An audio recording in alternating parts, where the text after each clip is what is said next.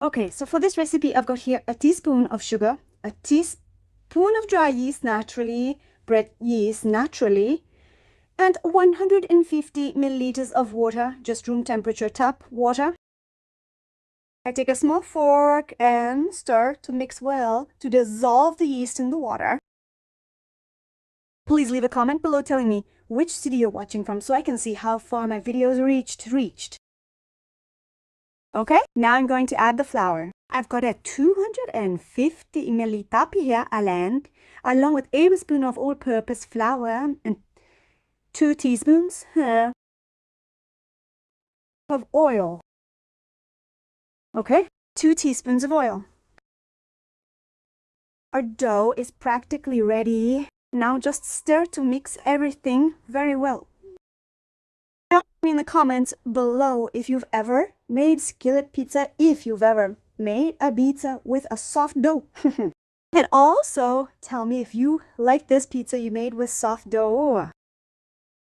Look, I'm gonna stir it to mix. Well, and after I've mixed it like this, I'm gonna give it light taps so our dough is nice and soft and well mixed. Gently tap the batter as you would when making those delicious little fritters. Just like Grandma always did. Beat it for about 2 minutes. It will already look like this, a very smooth batter without any lumps of flour. Finally, I'll add the salt to this batter. Here I have half a teaspoon of salt, which I always like to add last. Okay, one final mixing, and our batter is ready to go, folks. A super quick and easy batter to make with few ingredients. I took a frying pan. This one is 25 centimeters. It can be 25 or 27 centimeters or 2. And I'll grease it all with a little oil. I will also sprinkle in this frying pan a very small quantity of flour, practically nothing. And to prevent anything from sticking, I do this. I mix the flour well with the oil that's in here and then spread it all over the pan. This is the secret to keeping the dough from sticking to the pan and making it easy to unmold. Just put our dough in, see? Really nice dough. Spreading it out in the pan. Done. I'm gonna cover it with a lid and let the dough rest for 20 minutes. It's very important that it rests.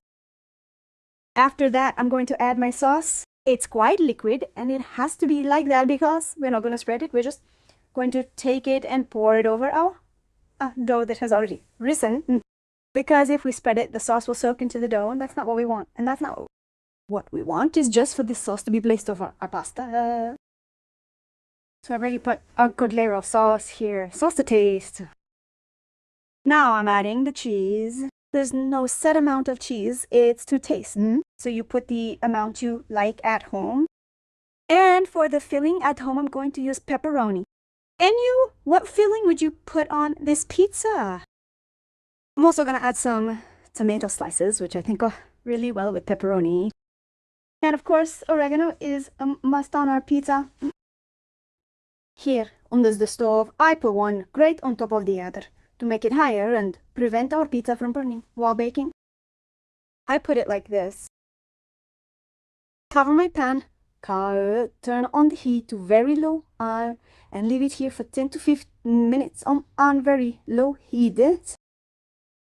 Look, after the time has passed, our pizza is already super baked and I come here with a small knife just to make sure that our pizza has already come loose, but you can already see that is very loose in the pan. It's due to the fact that I used a mixture of oil and flour in our skillet before putting the dough on. I'm going to cut it to show you the texture of this dough, how it becomes a very fluffy, very soft dough without using an oven. I'm sure you will like it and that you'll make it at your home, definitely. Take a look at this dough. Have you ever made a soft pizza dough in a skillet that's as fluffy and tender as this one? And look at this, everyone. And it's super delicious too. an easy, quick dough. We don't buy pizza anymore at home. I make this pizza all the time for my husband and kids, and they love it.